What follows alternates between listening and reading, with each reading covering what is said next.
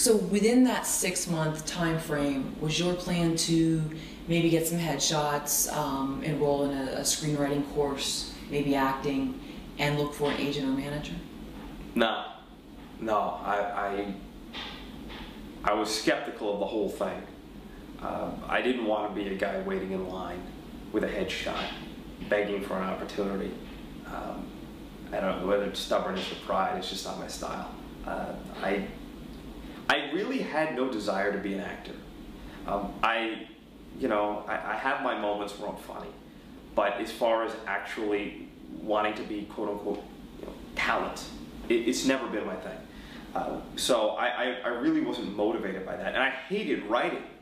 Absolutely hate it. I like to talk. Don't ask me to write. I can't write a conversation, but I can talk for hours. Just give me some food and water and a toilet, and I can go. I could have been a fantastic senator, because there's no limits on how long you can talk.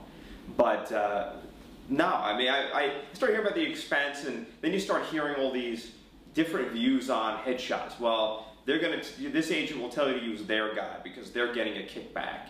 And I heard these stories about people that would get headshots and then they'd bring them to an agent. Well, those are no good, you gotta use these. You go to another agent, those are no good, you gotta use these. And before you know it, you've got 15 sets of headshots and no job. It just didn't make sense to me. As far as writing goes, trying to organize 4 people to finish a script, 4 different personalities, all have their different visions, on top of the fact somebody needs to get a freaking job. It was a bad plan.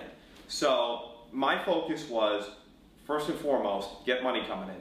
Somehow, some way, get a job, pay your bills. Once you've got a roof over your head, you've got food, you can make your car payment, you got gas in the vehicle, then you can worry about all that. So the practicality of the situation came into play real soon for me. That's my personality.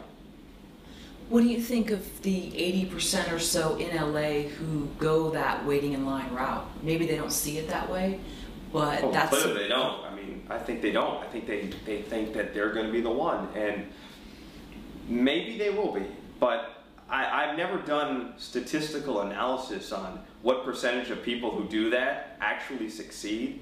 As I've gotten older, one of the things I find fascinating is you'll see someone come up and their name is completely different than an older celebrity, and then you'll find out, oh, that's their nephew, or that was their step-parent, or that was the illegitimate kid of so-and-so.